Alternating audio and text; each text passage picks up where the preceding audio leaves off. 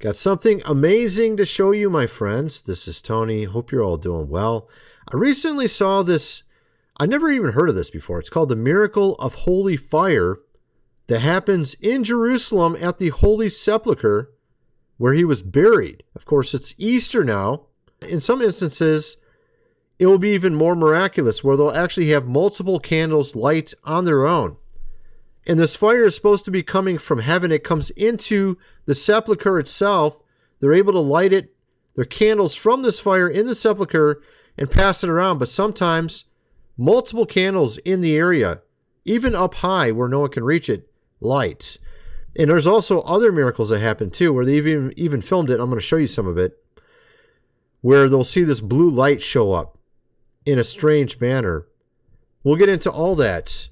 We're also going to be talking about Mel Gibson and his newest movie that he's working on, Passion of the Christ 2, and also show you sort of a trailer of sorts and much more. As we get into this video, we're also going to be talking about what's going on in some other places, England, and much more. Now, let me just play a little bit to sort of give you a background to all of this.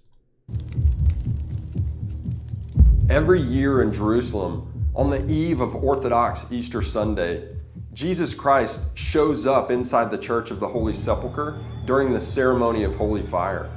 Christ is present, but only the blue incandescent light of his eternal glory is visible. You saw that there. So that's a strange light that like shows up in different areas.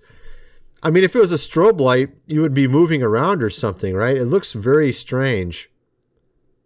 And that, I think, it's from 1996. Let's see if it shows. Let me look at that again. That was kind of weird. Of course, check this out. Christ is present, but only the blue incandescent light of his eternal glory is visible. Oh, that's so weird. It like flashes in strange manners. It's not like if it was a strobe light, it would have to change shape and position multiple times a second or less than a second for it to do that. So it is kind of weird. Or you'd have to have multiple set up or something like that. But from what I can tell, they don't have anything like that set up because it only happened one time in the last 10 or 20 years. Or actually more than that. What is it, 96? That would be 30 years. Almost 30. But I think that's that last time it happened was in 1996. So kind of strange. Now, interestingly, of course, with regards to this, they basically wait for this to happen. They wait for this fire to show up inside the sepulcher, and then they light everyone else's around there. And then they bring it back to their home countries even.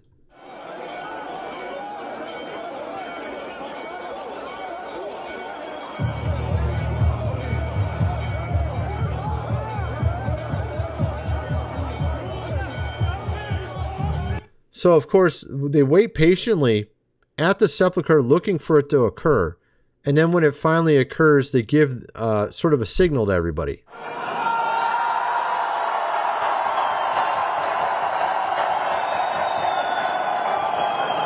Everyone with the camera.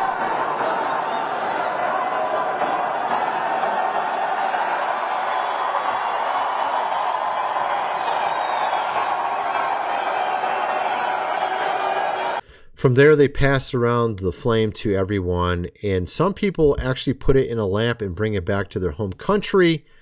And what's interesting about this flame is apparently it doesn't burn. So there's people that will actually stick this on their arm underneath their beard I saw one guy do it for like 10 seconds and nothing happened. So check this out. I actually have some clip to show regarding that.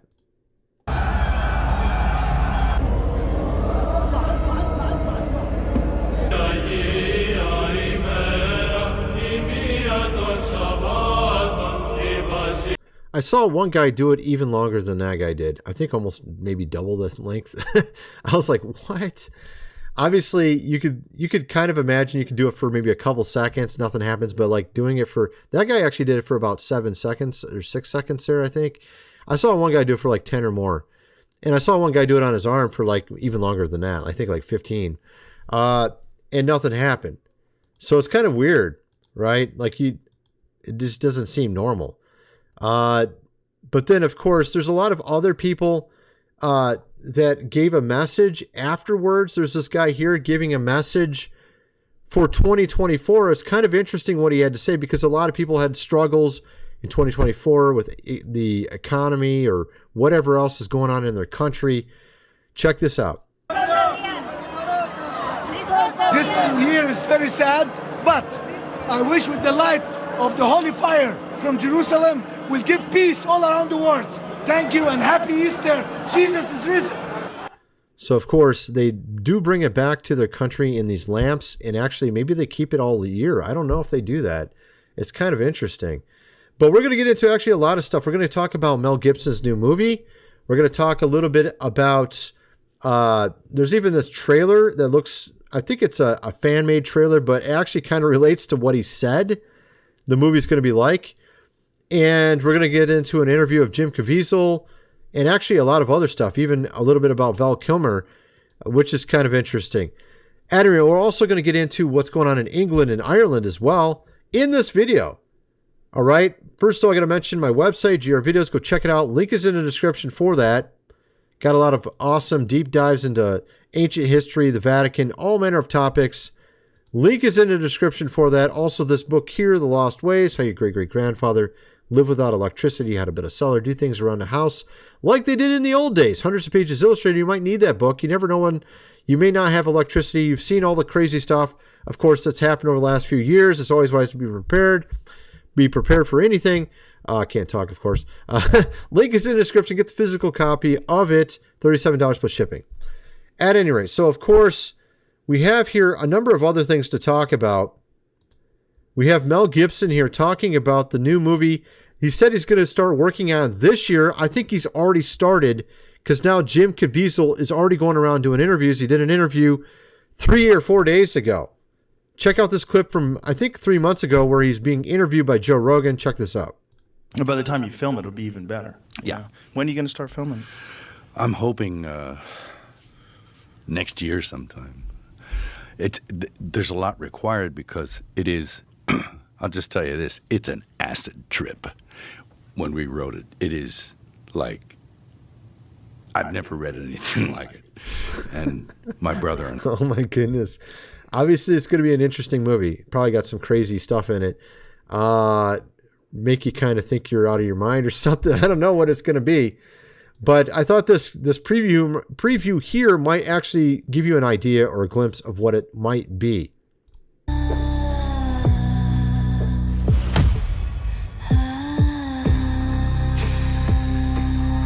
That looks like an acid trip to me right there. Oh my goodness. Yeah, I could see that. Maybe him going through hell or something. Kind of like that movie Keanu Reeves was in, Constantine, where he's in hell. I mean, maybe something like that. Yeah, it could be interesting. And of course, we have Jim Caviezel going around, making the rounds already, talking about this movie and talking about a lot of other things. Check this out. Are you excited or worried about being on set with Maya Morgenstern and getting back into that particular toga again? You went through hell on the first movie, Jim. Yeah. It was okay, though, because it was part of the purpose of why I was born. I take it very seriously. A friend of mine made this for me in Medjugorje. On one side, it's JC. On the other side, it's 33. And Yeah. That reminds me. I didn't even show you guys. So apparently there's a NASA discovery linking, and this just came out a few days ago, a NASA discovery linked the crucifixion to the exact day he died through astronomy, through a lunar eclipse. I mean, let me show you this. So I thought this was also rather strange as well, the amount of shares on this article. Yeah, I think I've seen that number in Revelation somewhere. NASA discovery linked to crucifixion reveals exact day that Jesus, of course, died. And then we have here the date being, according to trying to link the text to actual lunar eclipse and other celestial events in astronomy. We have here the sun turning into darkness and moon into blood, our blood moon, which some scholars believe happened around his death. NASA models which trace the positions of Earth, moon, and sun through history show a lunar eclipse occurred on Friday, April 3rd, 33 AD. Now, of course, this number is a little bit better. I think I'm obviously being sarcastic about the other one. I think 333 is better, right? I think that's a better number. So that I thought was rather curious. That just came out 2 days ago. And of course, this was something that went viral recently on TikTok. This discovery that it would have been on April 3rd, 33 AD.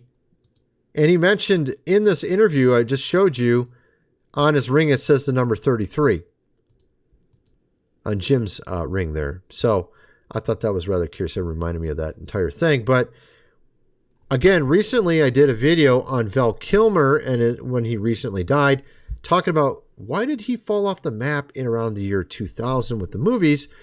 Well, interestingly, Mel Gibson commented on this, and I showed the clip on my other channel. Back in 1999, he did an interview with a famous director talking about the strangeness, of course, in Hollywood. And there's also an interview of Val Kilmer talking about this.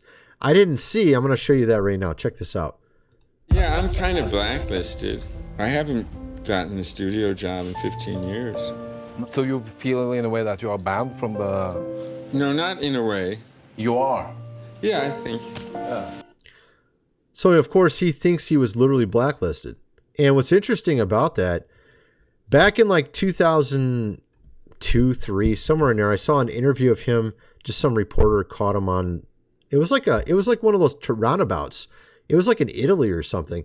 And he's talking to him and asked him, why is he not in any new movies or what new movies? He said, I'm not focusing on that right now. I'm focusing on spirituality and his faith. And I thought that was rather a curious answer to why he's not in any new movies.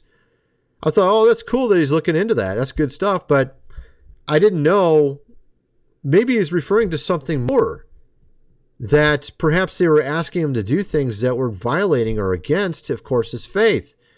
And then I went into and talked about how he was actually co-starring with Tom Cruise in Top Gun just before that. And then Tom Cruise was in a big movie in 1999, exactly when Mel Gibson was interviewed and said there's some strange things going on there. That was also when Mel, Wesley Snipes, Val Kilmer, Brandon Fraser, a number of other actors all fell off the map, no longer in any movies. And it was interesting because Tom Cruise was in this movie where the director mysteriously died just before the end of it too. Kubrick. The movie called Eyes Wide, Shut. I'm sure you've heard of it, about Hollywood, elites there in Hollywood. Going to, of course, parties and things of that nature and strange things, right? And that also was around the time that one guy with an island started flying, right? I think you know what I'm talking about. Jeffy boy there, right? So maybe they weren't willing to go to those places. Maybe that was part of the deal. And so that was kind of what I was thinking. You have other clips also talking about this. Check this out here. This is kind of interesting. Around 1998 to 1999, Kilmer falls off. And it's not just him. Mel Gibson, Wesley Snipes, Brendan Fraser, they all go dark around the same era. Mel, once the king of box office, suddenly can't get a gig unless he finances the movie himself. Well, of course. Like The Passion of the Christ. Exactly. Val Kilmer didn't just walk away from Hollywood, he was erased. Right after reaching the peak of his career, he vanished. It was interesting. It was interesting because he was literally at the peak. I mean, he was top level in all the movies: Batman Forever, Tombstone, Top Gun, actually a number of other movies, The Saint. There's a lot of them actually. But the thing was, like, he was making money hand over fist for them as well. I mean, Top Gun, they had a $15 million budget. They made like 370 million. That's like just insane. profit margin. Why wouldn't they ever want to bring this guy back? According to one director, oh, he was just a horrible person to work with. I mean, seriously, one director said this. One director, and that somehow is the explanation as to why he's not in any more movies after that. I really don't believe that at all. Because we've seen a lot of actors and actresses of recent that were horrible to work with. I can give you one really good example that just happened the last month. We're talking Rachel Zegler in Snow White. That was we had other ones. Brie Larson, multiple movies, even after being hard to work with. Didn't seem to matter. They didn't make any money with them either. Made $0, went negative actually. Actually, Snow White, from what I understand, is in 100 to 200 billion, or 100 to 200 million in the hole, not billion, but I mean, it's kind of interesting, right? I mean, it makes you wonder. I'm trying to look up how much they had actually made now. Snow White box office. Let's go see what they got. Not Snow White box office. All right, here we go. So let's see what we got here. Do I have to type in home box office? Oh my goodness, it's got the worst score ever, 1.6. Home box office. I think I have to type that in or something. It doesn't want to give it to me. Oh, okay, here we go. They've made 83 million so far. Let's see if I can show this on the screen. Okay, maybe not. Let me try this way. I have to show it a different way. Here, let's try it now. 83 million with a 270 million budget. So why are they hiring people that are horrible to work with that make no money compared to people they claim are horrible to work with and make tons of money? Does that make any sense? It makes no sense whatsoever. Obviously, I don't think it's true, actually. What I think in reality, he just wasn't playing ball with them. He wasn't doing what they wanted. He wasn't going where they wanted him to go. That's my guess, my theory. Now, of course, we're going to also get into other things. Like I said, we're going to get into this whole thing about England. We're going to get into also this thing with the Shroud of Turin. Let's get into the Shroud of Turin next. This is really interesting. So apparently, you can actually take your phone and see the image correctly, or in sort of 3D, if you do this, what he's talking about here. Check this out. And then scroll down to classic invert. You can do this at home watching the Michelangelo show. Do you have now open your camera. Ooh, trippy. Michael, yeah, I look trippy, crazy. Man. Look at the shroud, and you're going to see what Secondo Pia saw. Look at the face of the shroud right here. Yeah. Oh, man. I'm gonna take a picture. And you can trace the entire body. You're going to go down to the crown. You can go to the face, the chest, but go down to the nail prints in the wrist. You'll see the abrasions on the arm. You're seeing what Secondo Pia saw in 1898 in the... Wow. That's cool, man. So you can actually do that with your phone and see the picture as you've seen on the internet from the negative, right? It's kind of amazing, actually. So obviously that recently went viral too. That video, that was from 2 days ago. So I kind of feel like we're getting a sense of what's going on, where God's moving. We're seeing things happen. We are obviously in a new era, as I would call it. I called that literally almost a year ago. Actually, it was a year ago. I started talking about how we're entering into a new, of course, age, and how the devil's age is ending. He had 500 years, Ona, under the Red Dragon from King Henry VII until 2024. It ended. We saw a number of astronomical, of course, things occur, which signaled this, and we're already seeing things occur that are more positive. But we're still seeing the devil fighting. You can see it, and how they're trying to cancel Easter. We're still not done with Jesus. Of course, we have New Yorker writing this. But of course, a lot of these publications writing this, no one reads them. No one, I mean, look at Snow White. That movie just went to nothing. It got no views. No one watched it. Everyone's sick of this stuff. The whole woke thing. Right? And you got what's going on over in England, which is even worse, where they're trying to cancel it. Cancel your faith.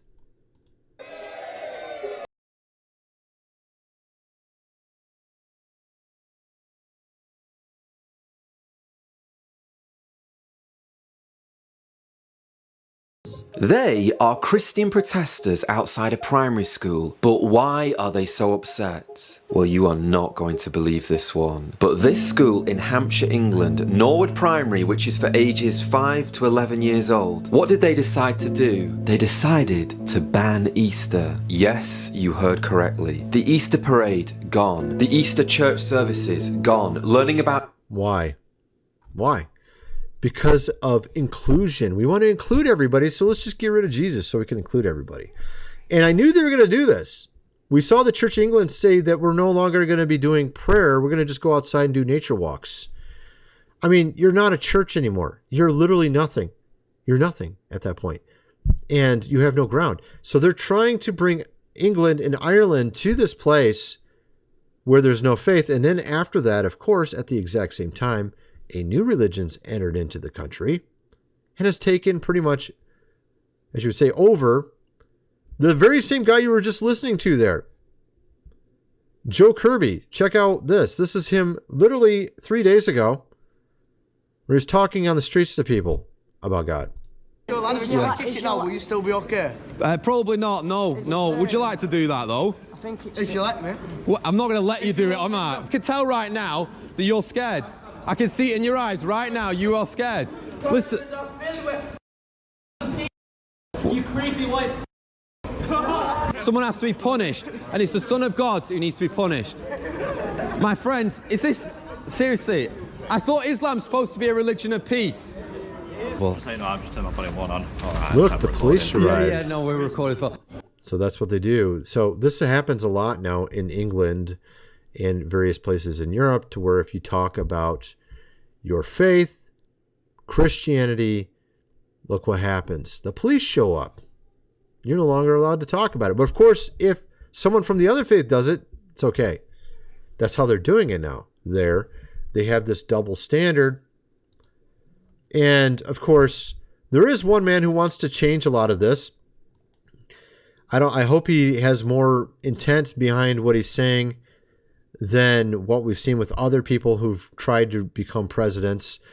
I mean, obviously our current president's pretty good, but I mean, you've seen a lot of people come and go that have done nothing. But I'm hoping Conor McGregor from the UFC, he's running, of course, in Ireland, and he wants to solve this problem.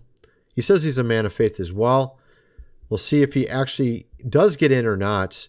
Of course, he also went viral today, McGregor, talking about Irish, identity and what's going on with all these, of course, people coming in, from other, obviously, places, and talking about how it is not good for Ireland to have too much of this. Obviously, this is something that a lot of people are wondering about now. At any rate, that's my video. I'm kind of wondering what some of you guys think. Let me know in the comment section below, and thanks for watching.